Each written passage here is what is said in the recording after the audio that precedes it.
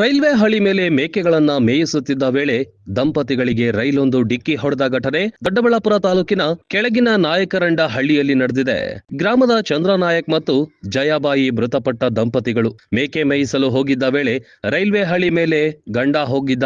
ಈ ವೇಳೆ ರೈಲು ಬರ್ತಿದ್ದನ್ನ ಕಂಡು ಗಂಡನ ರಕ್ಷಣೆಗೆ ಧಾವಿಸಿದ್ದ ಪತ್ನಿ ಗಂಡನ ರಕ್ಷಣೆ ಮಾಡುವ ವೇಳೆ ವೇಗವಾಗಿ ರೈಲು ಬಂದು ಇಬ್ಬರಿಗೂ ಡಿಕ್ಕಿ ಹೊಡೆದಿದೆ. ಡಿಕ್ಕಿಯ ರಭಸಕ್ಕೆ ಮೇಲಕ್ಕೆ ಹಾರಿ ಕೆಳಕ್ಕೆ ಬಿದ್ದು ದಂಪತಿಗಳಿಬ್ಬರು ಸ್ಥಳದಲ್ಲೇ ಸಾವನ್ನಪ್ಪಿದ್ದಾರೆ. ಇನ್ನು ಸ್ಥಳಕ್ಕೆ ರೈಲ್ವೆ ಪೊಲೀಸರು ಭೇಟಿ ನೀಡಿ ಪರಿಶೀಲನೆ ನಡೆಸಿದ್ದು ಯಶವಂತಪುರ ರೈಲ್ವೆ ಪೊಲೀಸ್ ಠಾಣೆಯಲ್ಲಿ ಪ್ರಕರಣ ದಾಖಲಾಗಿದೆ.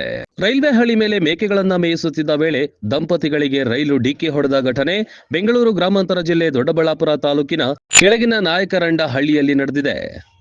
ಬರೋ ಟೈಮಲ್ಲಿ ಈ ತರ ಆಗ್ಬಿಟ್ಟಿದೆ. ಅವ್ರಿಗೆ ಟರ್ನ್ ಬೇರೆ ಇದೆ, ನೀವು ನೋಡಿಲ್ವೇನೋ? ಅಲ್ಲೆಲ್ಲ ಆಂಬುಲೆನ್ಸ್ ಅವ್ರು ಬಂದಿದ್ರಲ್ಲ, ಎಲ್ಲ ಚೆಕ್ ಮಾಡಿದ್ರು.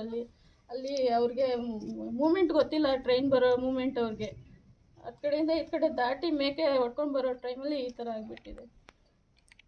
ತುಂಬಾ ನೋವಾಗ್ತಿದೆ ನಮಗೆ.